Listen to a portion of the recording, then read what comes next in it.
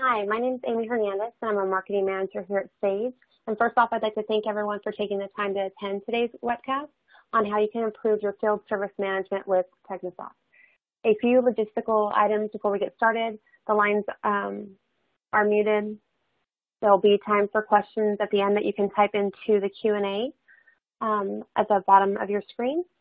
And we will be recording this webcast, and it'll be made available shortly afterwards with the same link that you're using.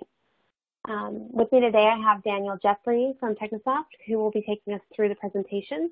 He'll be starting with some background slides on both Technisoft and their field management solutions before going into a demonstration of the product. And at this time, I'd like to turn over to Daniel. Good morning, everybody. Thank you. As Amy said, my name is Daniel Jeffrey. I'm from Technisoft. We're a Sage development partner that's been working with Sage for almost 30 years now. So thank you again for taking the time to have a look at our software this morning, and hopefully we'll be able to show you some better ways of managing your service with Sage and Technisoft.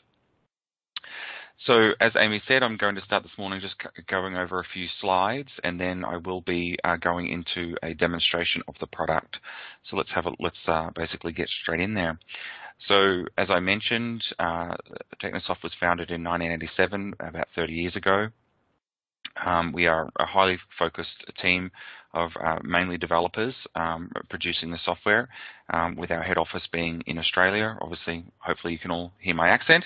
I'm actually in the US office here, which is based in Seattle, so nice and close to Sage up in Vancouver.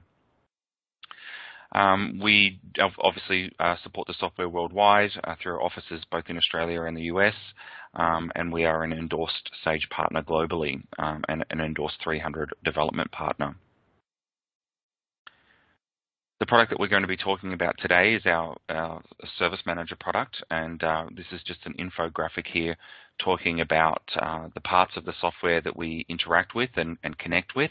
And as you can see, we're fully integrated with the Sage 300 solution, including all of your general ledger, AP, AR, inventory, purchasing, serials, payroll, and all of those other modules are all fully integrated into our software. On the left-hand side of the graphic, you can see the parts of the software, the modules of our software that we have, which are the employee portal, scheduling, maintenance, Field Connect, customer portal, and our service centers functionality.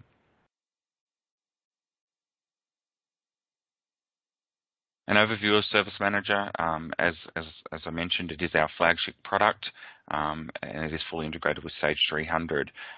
Some of the key features that we like to point out is we have job cost accounting, including work in progress or work in process. We deal with parts, labor, and invoicing, purchasing and accounts payable for your disbursement charges. We have full service level agreements and contract management. We have equipment management to deal with your the history and the service history of both your customers' equipment that you may have sold them or at least servicing on their behalf, and any equipment that you have internally as well that you use in order to do that servicing. We support RAs. We have, obviously, with histories, warranties, and serials. We have a full preventative maintenance part of the software, which is using other data entered into the software to predict when maintenance is due for your customer based on rules that you may put in the system, such as date-based rules, meter-based rules if you're recording mileage or hours of use, that sort of thing.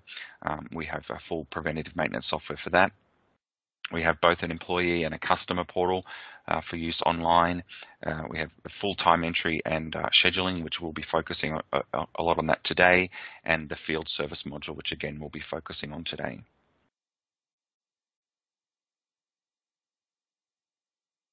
Some of our add-on modules that integrate with the Service Manager, which we'll be covering off a few of those today, are the Employee Portal, the Field Connect, Advanced Scheduling, Advanced Maintenance, Customer Portal, Service Centers, and Report Manager.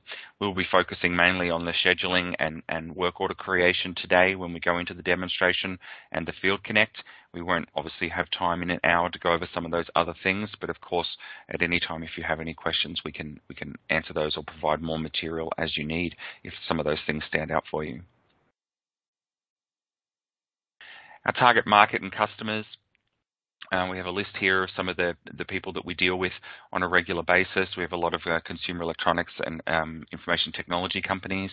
We have a lot of heating and cooling companies, and I will be focusing today on our demonstration.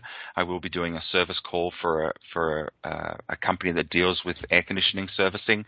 Hopefully it's something that everybody on the call can relate to and have an understanding of what they're seeing when they look at the screens. We've all either had air conditioners or been involved in air conditioners at some point in our lives. We have a large contingent of customers that are mining, and they're using the software primarily for internal, to track their own internal equipment maintenance and costs of service to their machinery. Cleaning, as we see there, transport, white goods, a lot of engineering for any kind of materials that track time and motor usage and things like that are very high in that with their meter system in the software. Facilities maintenance and all of those sort of things as well. So we cover a large range of businesses. We like to basically say that we don't specifically cover any set type. If you are a business that is providing some sort of service and you are, recording the cost and revenue of that service and taking in billing for that, recording time, and possibly tracking equipment, then the software should be relevant for you, regardless of the type of industry that you are in.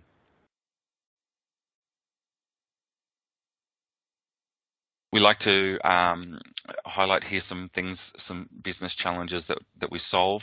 The primary business challenge that we solve on a normal day-to-day basis is the integration of all of the different key parts of a software of a service business's software is definitely our primary challenge that we see on a daily basis.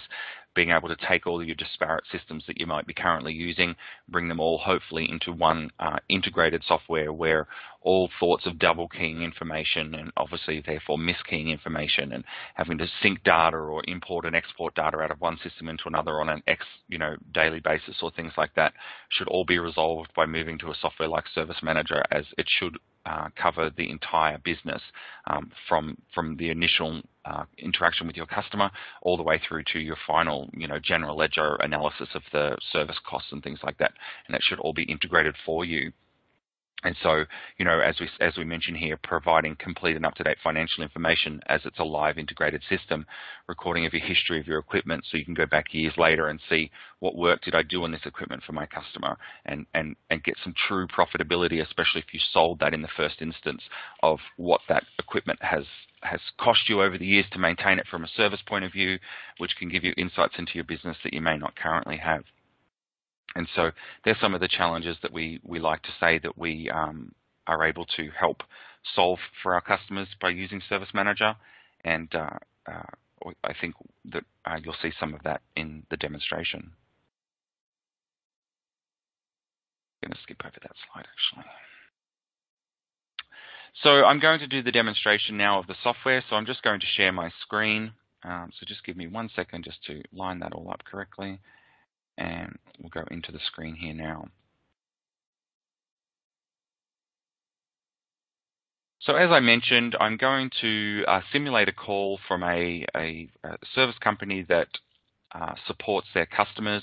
They've sold them air conditioning units, and now one of those air conditioning units is faulty or is failing, and they need to send a service technician out there to have a look at that, possibly record in any parts that they've used and any time and materials, other materials they may have used, and then obviously at the end produce an invoice to the customer if required. So I'm going to go through that workflow today. Hopefully it will make sense to a lot of the people on the call. It is a standard service type workflow. And I'm going to start in our advanced scheduling tool. So this is our advanced scheduling tool here that hopefully everybody is seeing. If you are having any problems seeing anything, please post that as a question and I can make sure that we investigate that as needed. What we're looking at here now is our calendar view in the software. So I've logged into the software, and please be aware that my sample data is all set in 2020. So these dates here are a little out of what obviously of today's date, and that's fine. We're just simulating those dates in the system. So I can see here I'm logged in, and I have Friday, April the 3rd, visible on my screen here, and I have a list of all of my resources available to me. So if I was to take a call right now, I might see that I don't actually have any space to do any service bookings. I can see each of my individual resources and the individual time that I currently have booked out for each of them. And on each of those, I can see some basic details here about the work order that it's connected to, the basic description of the job, and some other information. By highlighting anything, a pop-up window will appear that will give me the ability to view any extra information. I'm just making sure that's coming through on the screen share before I move over, and I'll be able to get into that. And of course, like all Sage 300 modules, I can obviously drill down as far as I need to go to get more information. But from a scheduling point of view, that might be all I need to see. Having a look at my resources management and how I might manage that in the software. Over here, I can fold out my resources panel, and that will show me all of my resources that I currently have. We support 3 types of resources in Service Manager. We have employees, we have internal equipment, and we have, if I come all the way down the bottom here, we have subcontractors. So you're able to really record and schedule all of the different work that you do, both if you are getting a third-party company to do it versus your own internal staff. And if you have your own internal equipment in your business that you have to take out with you in order to do service repairs, you can also schedule that as well. As obviously, if that's unavailable, you can't do the service call the same as it would be if a field technician was unavailable. You don't have the appropriate resources. The system works very simply by, if I just untick somebody, I've just unticked the Andrea person, you'll see that the Andrea column automatically just removes itself from the calendar grid. So it's very simple. If you're dealing with a schedule on a certain day and you know somebody is going to be away for that day or unavailable for that day, you can quite simply just tick them on and off, and they will disappear from the list, and you'll be able to basically ignore their schedule for the day. There's other ways of doing that. You can filter employees by their skills and subcontractors by their skills. So you can create an unlimited list of skills in the system and associate those skills with your resources, and then tick them on if you know that the work that you're about to perform or that you're about to schedule is for a certain skill set. You're able to do that as well. Skills also in the background come with certification information, the date that they're certified, when it's to be renewed, and all of that sort of thing. So you can keep a basic track of that sort of information as well. You can also set up your skills. We just get a question here. Cannot see your screen. Okay, thank you for answering that, Robert. We also have a work group system, which allows you to group your employees into teams or work groups. And if I go ahead here and select one of my teams, what's happening in the background is it will automatically know the resources that are part of that team and tick them on and off as required, so it'll only get covered by that team for that job. So that's a basic overview of just the calendar functionality of the software in terms of just the usability and how you get your resources on the screen. We also have color coding is a key feature here. So you'll see here that I'm currently got the system color coded by priority, but if I wanted to change it to one of my other types here, which I'll just pull that list down for you so you can see, we have things like color code by agreement. So if you've set up your agreements in the software, gold, silver, platinum, for example, you could color code your time based on those values as well. So when I'm looking at the screen visually, I'm seeing them color coded by their agreement. We have all these other types here which are available, and I'll just highlight one quickly here, which is status. So I'll go ahead and click on that, and you'll see what happens is that it is instantly changed. So the color coding instantly reflects the option that I have chosen. On the left-hand side, you can obviously see that I have a calendar there, and I can go ahead and find any date in the calendar quickly in order to find some time.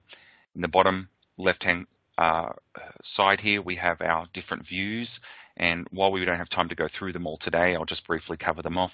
The job query and job list are used to query the system to find work orders that were maybe created in the background that you don't know about in order to create those schedules. So you could run a query, for example, that says, show me all my jobs that were created today that have not yet been scheduled. And that will give you a list which you can then go through and schedule. and the job list is just part of that tool. And then we have the routing tool, which will allow you to map out on Google Maps the route that a technician is taking for the day. So if you've gone in and created the schedules for your team, you're able to go and look at their route, because maybe you're doing some backtracking with their driving, and by moving a few things around, you might be able to simplify their route, and which obviously removes time, gas, mileage on the vehicle, all of that sort of thing, which obviously all at the end of the day equals better service. Before I actually create our work order, the last thing I'd like to show you is our summary tab here, which is quite a handy one. If you've gone ahead and you're scheduling in advance for a couple of days in advance, you can run this tool here. I've got mine set to be 10 days. And what it's going to show you is all of your resources across the days with a nice color-coded graph. And the idea being that if I have a team of resources and I'm pre-scheduling them for the week in advance, for example, I want to be able to run this tool, and I want everybody to be approximately the same color. And if somebody is red, which is more than 8 hours a day, and somebody is green, which is 0 to 1 hours a day, then I need to reorder my schedule around to make sure that everybody is well utilized versus somebody being overloaded and somebody being underloaded.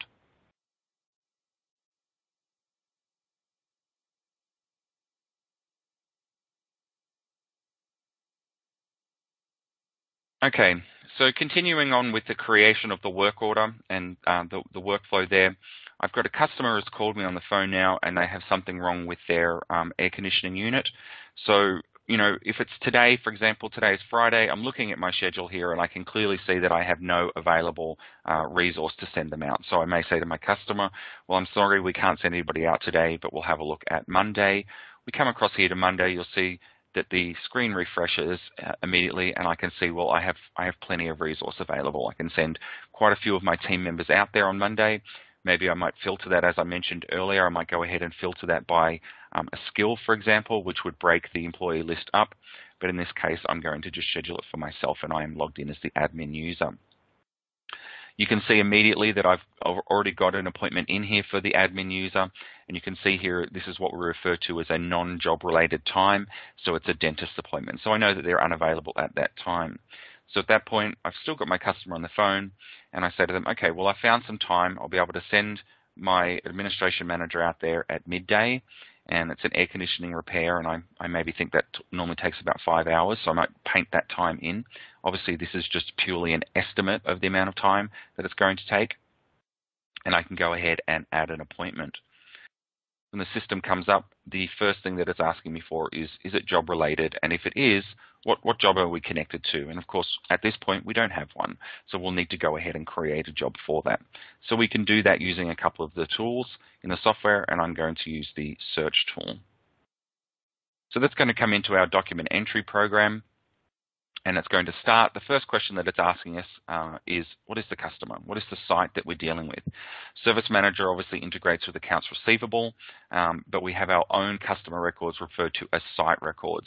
And those site records are linked to your AR customer. And as soon as you put in a site record, you're going to get all of your AR linkage all coming through. But it gives you the ability to have more than one. So you can have multiple sites all connected to your same AR customer. They each contain their own service-based information, their own list of equipment that you service on their behalf. You can have tax overrides and all of those different things at each of those individual sites. Obviously, hopefully you're all existing Sage 300 users, or if you aren't, you may not be familiar with this screen, but obviously as an integrated product, when you're searching in Service Manager, you're using the Finder system. So I'd be able to search on any of the fields available to me out of the database, and I'm going to obviously find the one that I want that's on Wabash Road, and we find that here, and I can go ahead and select it. Because we are an integrated system, it's immediately gone over into accounts receivable. I'm in my demonstration data, so as you can imagine, I've put lots of work orders and invoices against this particular AR customer, so they're currently $1.4 million in credit limit, which may be a little too much for me, but at that point I will get that information. If I don't have the security to continue at this point, I'll need an authorization which would appear on the screen. As I'm logged in as the admin user, I'm able to just go ahead and continue. You'll see the next thing that's popping up is a customer message. This is a message that we've associated with our customer that to be popped up anytime that a new job is created. If we have some handy information that we need to know about them, we're able to use that there. Once the customer is loaded in there, we can look at whether they have any custom or optional fields associated with them. This is a great place to store things like gate codes or anything like that if you've got them for your service techs. Oh, sorry, that flashed too quickly. There's a slight delay on the screen sharing. So that is a great place for you to be able to see that kind of information, and that's obviously available to your field technician when they are out in the field. You can look at their history, their AR activity, and whether they have any current outstanding in-house warranty. The next thing that the system is asking us for is the equipment that we're going out to service. Now, of course, we can leave this blank. Maybe we don't know the equipment at this point, so we could leave that blank, but if we do, we're able to fill that in. There's obviously numerous search tools available to us here, and we also have a tree view, which is going to show you a list of all of the equipment that's currently registered against that particular site. If we come down here, I'm going to find the air conditioning unit here that I want to work on, and I can see here this is the unit that I'm looking at. You can see here its unique equipment code and its serial number, the install date, and that it has custom fields, and it's part of this model here. We obviously from in here can view its history, its custom fields, the buttons up the top here. We can look at any notes that we've stored against that equipment from equipment history point of view. You can even store pictures in against equipment. If you're dealing with multiple types of equipment that maybe have very similar codes, but obviously are visually different, then storing pictures can help your field technicians or the person creating those calls identify the correct unit that you're dealing with for your customer. Obviously, once you've identified that, I'm going to go ahead and select that, and that's going to apply that to my work order. So we can see here it's loaded in those details. At the warranty period, we can see that that's currently still valid. It's a 10-year warranty. There's 3,000 odd days available, and the original sales invoice and the value that we invoiced it out to our customer. And we can put in our reported problem. I'm just going to say unit isn't cooling. We do have agreements in the software, service level agreements, which we can see here. We have an agreement here. And if we have a look at that, that means we've configured an agreement for our customer for this equipment. And we can go in here and we can have a look at, what are the hours of coverage, and more specifically, what are we covering? So we can see here that we're covering certain percentages of different types of revenue and costs. So services, labor services, subcontractors, and inventory, and the percentages that we'll be covering when we do work on their behalf. We are going to generate a job now, which is obviously our end goal here in order to send a technician out. And what we have the option to do is generate that from a template. And I've got in here a standard HVAC service template. So that's a template that I created in the software. And I can create a template by copying a job that I've already done. If I get to a job and I think to myself, wow, we do this kind of job all the time, I'm able to simply copy that and create that into a template. And then I'm able to reuse that template. So I'm going to go ahead and add that. And what's happened now is a work order has been created, and we can see here it is for our customer 1100. That's up here in the top, always visible at the top of the screen here, no matter what else you've got on the screen. And down on the left-hand side here in our document tree, we can see that it's a HVAC job. We've got the equipment that we're working on listed here in the tree, and underneath that we've created a standard task that they need to perform in order to do that kind of service. And then we also have a notation there which says that a signature is required for all work. So that template has brought all of that information in, and of course it could have a lot more on it, but this is a very simple template just to start that work order for our field tech. So we're happy with that job. We can say to our customer, okay, well, we've scheduled somebody to come out there. We can just close that down. It brings all of that information back into our schedule for us. So as we've come back here, it's put in the job number, the phase, the equipment, and the task that this is all related to, that this time is related to.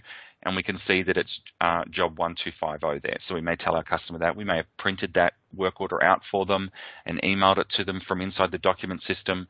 We can also obviously do that in here as well. We can highlight the time and come up to our print here and just say print the work order, and then obviously email that out to the customer if they need a copy of that. But at this point, we know we've created a work order, 1250, we've scheduled it for Monday, and it's against the administration manager. It's for a certain piece of equipment, and they have a task that they need to perform when they go there. And so at that point, your scheduling team would it's in the system and they're going to leave it there for your field technician. So let's have a look at that now. And I'm going to pick up the pace just a little bit as the time is ticking away a lot faster than I anticipated. So I'm just going to minimize some of the other screens in the background here so we get a nice visual here on our Field Connect module. So Field Connect is a mobile web system designed to work on anything with an internet browser, so a phone, a tablet, or a computer. I'm obviously running it on my Windows 10 machine here. I'm going to log in and I'm going to put in my session date here, which obviously would default to the current date. And the first thing that I'm going to see is I've got my daily schedule. I also have a weekly schedule. I have the ability to search, to create non-job related appointments, to generate a new job or a new quote, and to create new equipment and all of those sort of things based on my security level, obviously, and what I have access to. I'm going to go into my daily schedule. And I'm on the wrong day, so I'm just going to go back a day. I'm sorry, I'm on the wrong day. I'm just going to go back a day. I was logged in on the wrong day. I'm sorry about that, everybody. So I've just gone back a day here, and we can see there's my dentist appointment, which is I'm booked out for, and then I can see my job here. And so I can immediately, when I arrive on site, I'm able to do some functionality like I can go ahead here and click on Start, and that is going to start my recorder. So that's indicating to me that I'm starting recording my time. So as a field technician, I don't need to keep track of my time in terms of when did I arrive and when did I leave. I can just use the software simply to start my time recording, and then when I leave, I stop it, and the time in between will be captured for me, and I'll be able to enter that as my timesheet for me. Now that that's recording, I will come back to the scheduling tool just to highlight something that's quite handy for your back office staff to be able to do. If they're sitting here and they're wondering where their field techs are throughout the day, they can use this blue button up here in the top right corner, and by ticking that one on, which I'm not sure if you see my mouse when it's moving, by ticking that one on, what will happen is the entries that are currently not recording will be dimmed out, and hopefully you can all see that clearly on the screen sharing. So the idea being, if that screen was nice and full with schedule for my field techs throughout the day, I can leave the screen running on a second monitor or something like that. It will automatically refresh for me, and as my techs move from work order to work order or job to job, I'm going to see those entries dimming in and dimming out. So rather than constantly calling them, where are you now, are you on your way to, that sort of thing, I should be able to trust that the software is going to be visually showing me that nice and cleanly, as we can see there. So coming back into my Field Connect, I have started the recording, but let's go in and have a look at what we can see when we actually load that record up. So I'm clicking on that record here, and I can see here I've got a warning at the top. So I'm going to go ahead and click on that warning, and I'll get that site notification come up for me, and I'll also see that credit limit coming up as well. So as a field tech, I may want to check those sort of things and make sure that I'm happy to continue. Once I've looked at that, I probably already looked at this before I started the recording, but I might want to look at the details of the job, and I can see here by clicking on that job node, I can see it's a standard HVAC service. I've got the priority and status available to me here. I can see who entered the job for me, so if I need to maybe contact them and say, hey, look, you know, I'm out on site and something's not right, I have access to that information directly from in here. I can see the agreement details. I might come down and expand out the site panel as well, and that's going to give me access to things like the address, which of course, if I was to click on the address, which I'll just do now, if I click on that address, what that's going to do is open the map app on my device, and now I'd be able to click the navigate button, for example, and it would navigate me there. I also have access to things like the phone number. So if I went ahead and clicked on the phone number, that would bring up the dialer on my device. So I can be calling my customers and saying, hey, I know we were due to come out there at midday, we're running a little late, which is obviously all providing fantastic service for your customers, which is what you want out of your service techs, to be providing you with that fantastic service so you can, be a company that they want to deal with again in the future. We can see here you have access to more contacts. If you can't get onto that one contact, you're able to go ahead and click on more contacts.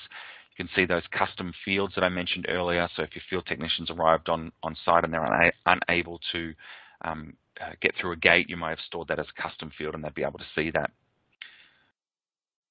As I come down here, we can see here is the equipment that we've been sent out to have a look at. We can see the equipment details here. We have things like the location available to us. So as a field technician, that's obviously a key value. If I'm working in a large building or a multiple building campus, being able to store that kind of information is quite key, so I can find the equipment quickly and not waste a lot of time trying to chase it up. You have access to history, the custom fields. You can edit the equipment all from inside these buttons that are just directly there, and I'm just moving my mouse over them so they highlight. We can see here our appointment details. We're going out from 12 till 5 p.m., which is 5 hours, and we can see that the recorder is currently red, indicating that we are recording. We have a task that we need to perform, and we can see that here, standard air conditioning repair. So let's have a look at that. We go into that task. We can see here that it has a status and a priority. Sorry, there does seem to be a delay in the screen refresh, so I do apologize for that if I'm talking half a second ahead. We can see the status and the priority available to us here, and then we have a list of activities that we need to perform in order to do this task. And that's an unlimited list of activities, an ordered list that you can create in the order that you need. And there are 4 types of activities that you have. You have a question, you have a text input for a generic text value, you have just a check procedure to say that you did that task, and then you can do a numeric measurement. And the idea being that your field tech is going to go along and they're going to click on the first one. So is the unit powering on is our first question. They're going to go along, hopefully, and say, yes, it is powering on, and I've completed that activity. And then down on the bottom there, they have a save and next button. So I'm going to go ahead and click on that one in a second. And what will happen is it will bring me to the next task, which is telling me to check the intake pipe for leaks. And, have I completed that, and so on and so forth. And the end result being that I would eventually go through and complete all of my activities in order to complete the task itself. And so you can really set those up and give a lot of detailed information in there, so your technicians have a list of all of the things that they need to do when they're out on site. And of course, they can have more than one task. Some of the other things that I can do in here is obviously I can record any parts or inventory or service charges that I've used while I'm out on site. So I go ahead and there's a button there. You'll see it says items and services. I'm going to click on that. It's going to give me the ability in here to add some items or services. So my line type, my first option on the screen there is line type, and I can add any sort of standard services, any contractor services, or any items that I may have used. So I'm going to go ahead and choose an item here. So I've got a draft inducer here, and I'm going to say that I used one of those. Now, of course, they may have come from my truck, and I would have my inventory levels available to me. I can see my on-hand quantity there is available to me. It does support serial tracking. I do have the availability of the other locations if I need to, but obviously, you would hope that they have that available to them on their truck. And you can see as I scroll down here, I have access to all of the inventory features that you would imagine, categories and things like that. I may not need them as a field tech, but they are there in case I do for any reason. And I can go ahead and save that. So very quickly, I'm consuming that inventory straight off my truck, and obviously I can go ahead and add a second one if need be, a second inventory part. A common use here would be something like to use one of our service codes and create a service code in the software. If you have a field technician that has the ability to go off and go to the local hardware store and spend up to $100, for example, in order to buy a part that's required in order to fulfill your customer's needs, you're able to do that. And the logic behind that is to allow your field technician to repair your customer, as that's obviously the primary goal of your business, is to get your customer running again, for them to be able to key in as much information as they need to without it needing to be rekeyed or read from a piece of paper that might be hard to read with their handwriting. And obviously they can come down here and put in, well, we told our customer we'll charge them $100 and it cost us $27.50 at the hardware store. In terms of, the disbursements and the refunds of the credit card and all of the other things that go on from an accounting point of view, they can still be done in Service Manager and Sage 300 using, either you can do purchase orders, obviously, or you can do direct AP invoices to put the disbursement back on the job and all of that sort of thing. But really, from a field technician's point of view, they want to just be able to enter their work and not have to worry about how that all happens in the background. So they're able to go ahead and do all of that.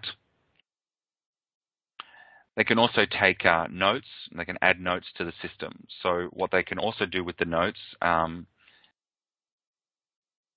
is put in something like this and take some photos of the unit. A very common thing that we see here is warranty work happening where when they have arrived on site, that the unit was damaged somehow that would be outside of standard warranty coverage. So for your field technician, they can go out and they can use their device to take a couple of photos of the unit, maybe highlighting that damage that's outside of warranty, and then go ahead and obviously upload some files.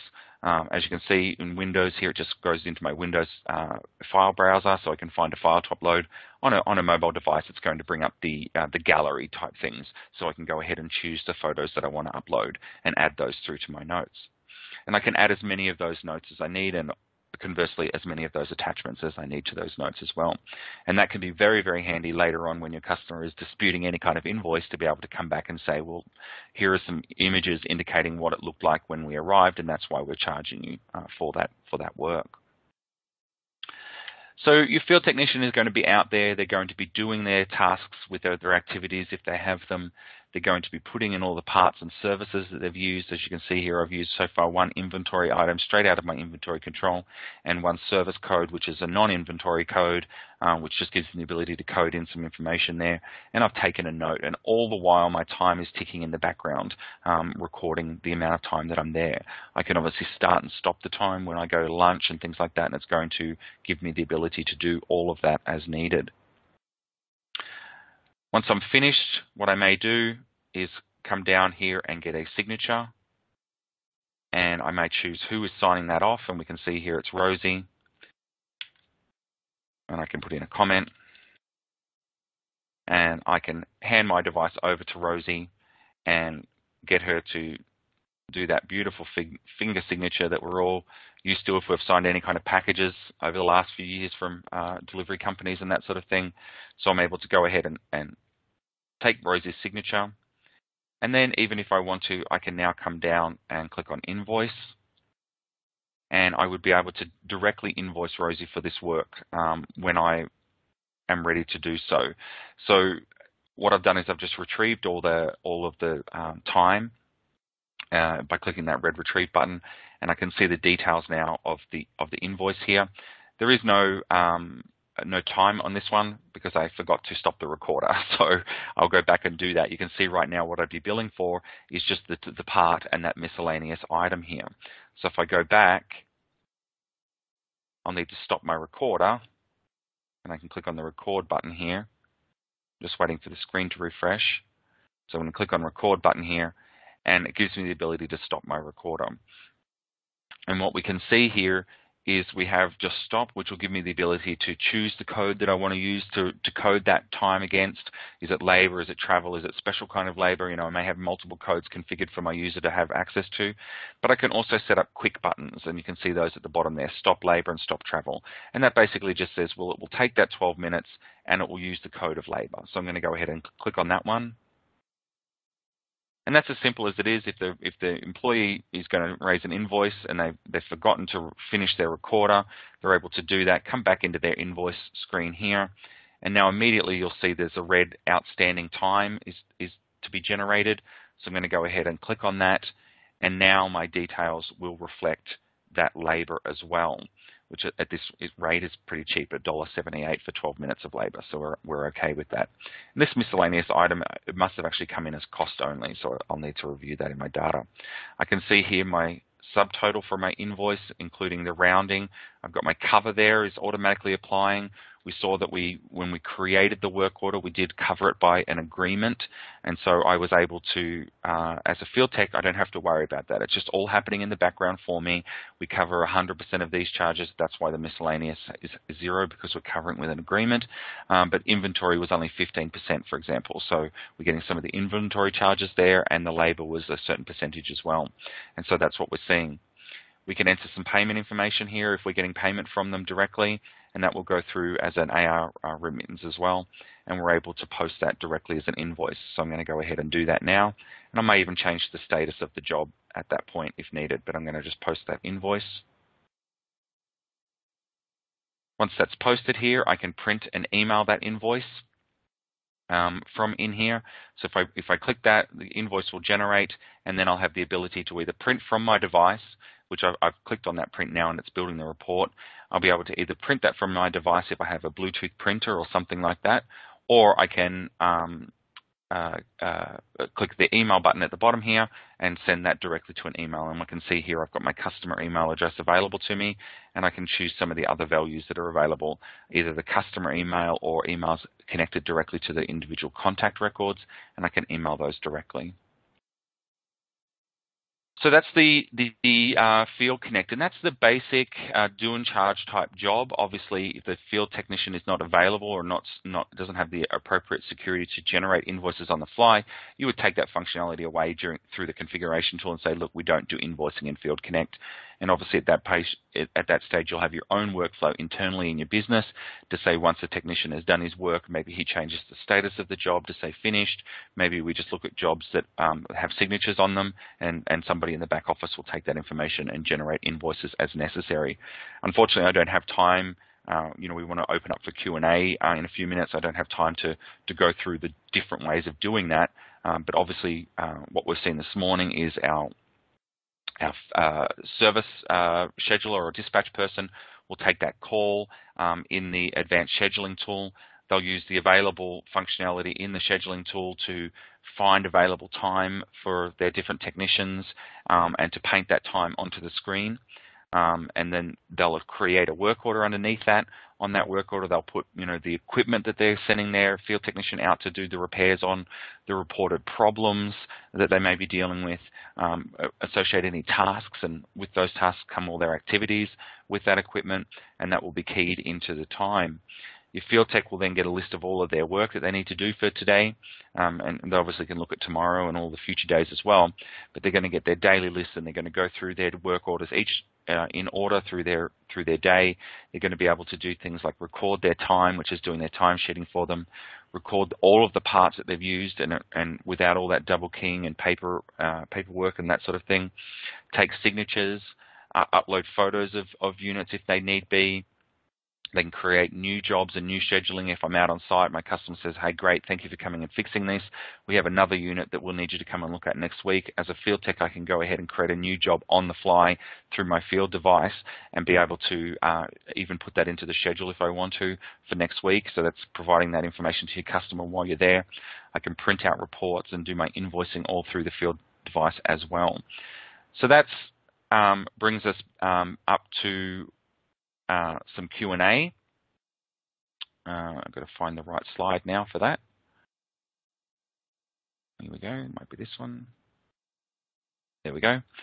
So now we'll open up for some questions and answers.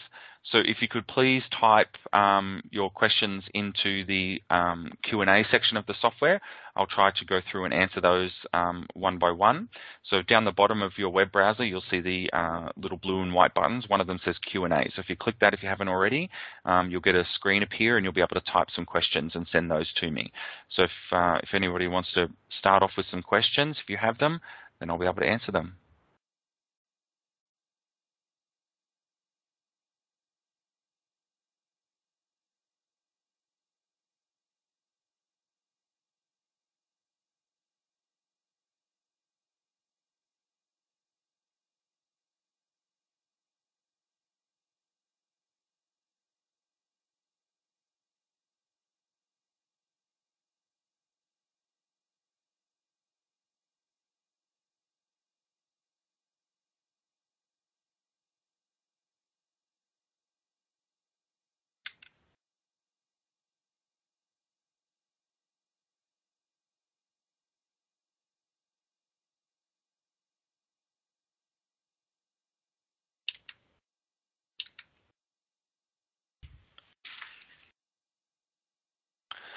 I'd like to think I gave a fully featured demonstration that nobody had any questions, but I wouldn't mind seeing one or two.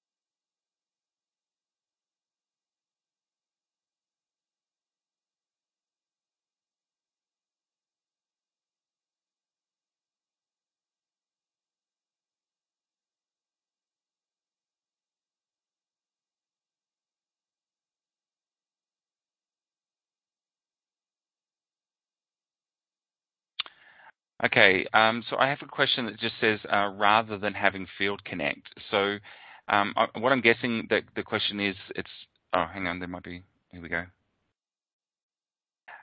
So rather than having Field Connect, can the field person have the full copy of Service Manager on the computer?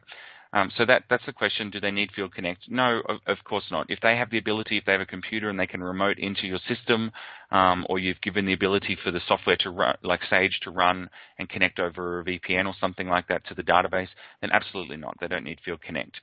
They're able to enter all of that information directly into the work order itself. So I could have, as that field technician, I could have come into here. We can see here, I obviously can't take a signature on the full version, but I'm able to do the rest. So I could quite simply enter in my labor just by simply highlighting my task here that I needed to do, and click on my service button here, and I can put in labor. I can obviously key in the code, how many hours. I can even put in the start and stop of when I did it and that sort of thing, and I can key in my hours of labor and invoice that way directly. So you don't need Field Connect to enter in all of that kind of information. You can do it directly. It's just another method of getting that information into the software quickly. Can you schedule a team of people in the scheduling tool? And can the text take a signature and an invoice? Yes. So we can see here we did the signature and the invoice in the Field Connect. We did that directly in there, and we can see that signature now on the back office computer is visible. And I forgot that I hadn't reshared my screen, so just give me a second. Sorry, I'm terribly sorry, everybody.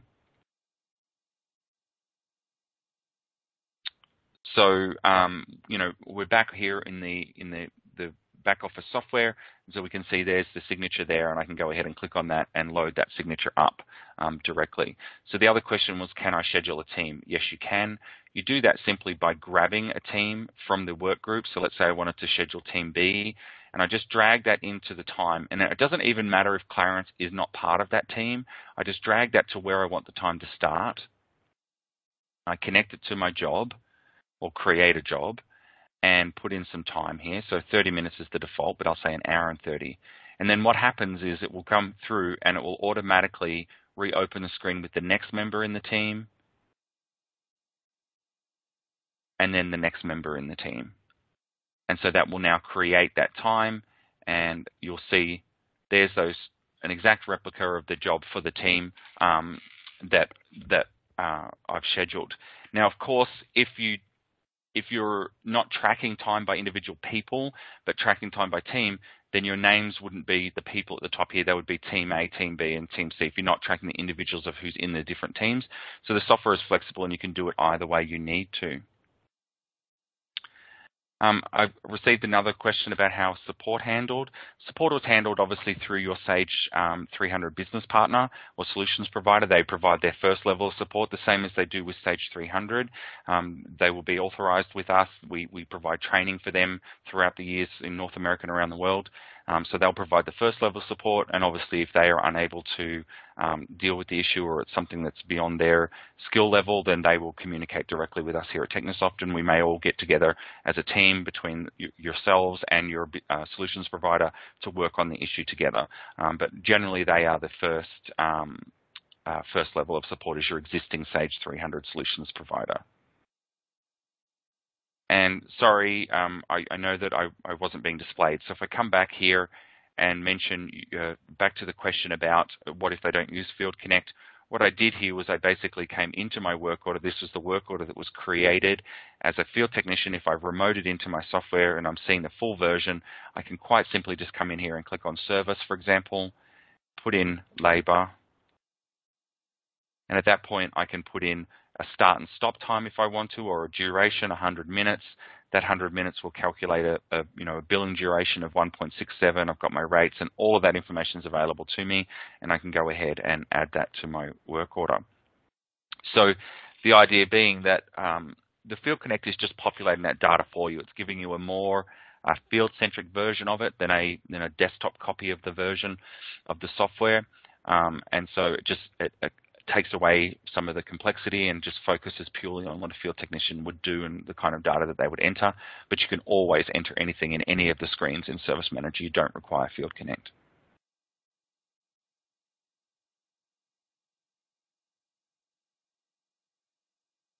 Another question about implementation. That's definitely something that you'll work with your solutions provider more than us here at Technisoft. It is a large piece of software, so the implementation is based on the amount of features that you're going to use. If you use just the core software, then the implementation of it can be quite quick and the training of it can be quite quick. Obviously, the more modules that you add with the scheduling and Field Connect and some of the other modules that, of course, we haven't had time to talk about today, each one that you add will increase the amount of time it takes. One of the fantastic features of Service Manager is nothing that I've shown you today is mandatory. So you can use the software with no inventory, for example. You can use the software with no scheduling, and you can turn those on later. It's not one of those features that if you don't have it enabled from the first version that you can't bolt it back on later. Everything is optional. You obviously need to have customers, and you obviously need to have at least some sort of billing, otherwise you'll have nothing to do other than recording notes. But you really can minimize it down. So your implementation can be staged team by team based on different teams requiring different things, or putting in the base software and then building up onto it as the team gets more familiar with the workflows and the things, that kind of information they need to capture. So it's very flexible in that regard. So there's none of those we need to set it, and once it's on, or it's off sort of thing. You're able to bolt things on as needed at any time.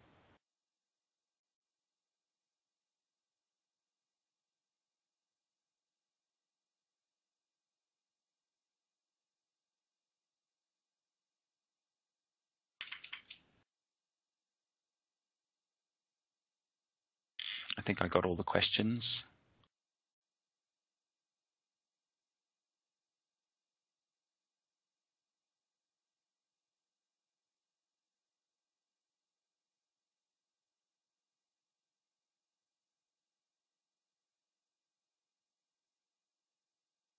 Are there any other questions from anybody? We have 5 more minutes before we log off, so plenty of time to answer some questions.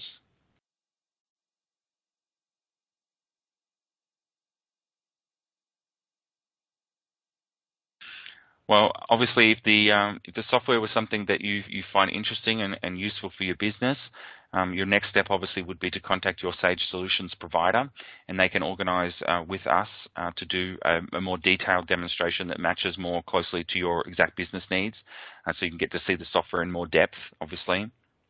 So that would be the next step that you want to take. Or you can obviously contact your Sage sales member as well, if that's your first point of contact, and that would be your next step. And then we'll be able to do a more targeted demonstration specifically for your business versus maybe a HVAC or something like that doesn't really match what you guys do.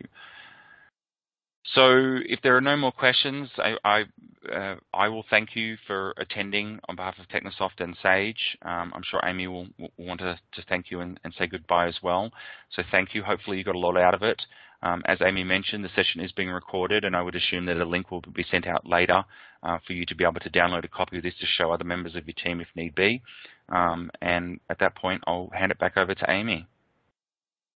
Thank you, and thank you for your presentation, Daniel. The My link pleasure. actually will end up being the link that you currently are using for this webcast. So once the on-demand is available, you can use the exact same links that you used today to view and to share out with your team. Other than that, I just want to thank you all for your time, and I hope you have a great week.